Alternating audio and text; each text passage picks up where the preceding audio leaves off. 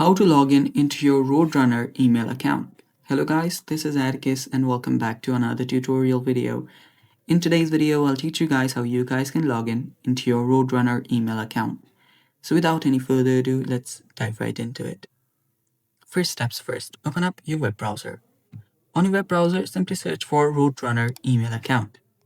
So after you search for that, you'll notice that there is no website for Roadrunner anymore, since Roadrunner was bought by Spectrum and now you can log in through Spectrum's website. So simply head over to this Spectrum webmail, and after you head from there, you can then sign in. So it's really that simple. Type in your email address. It can be if you're Roadrunner, and then type in your password.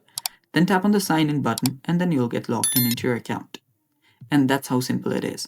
Thanks for watching. That's all for today's video. Stay tuned for more upcoming tutorial videos, and don't forget to like the video if you found it helpful. Thanks for watching. Bye bye. Take care.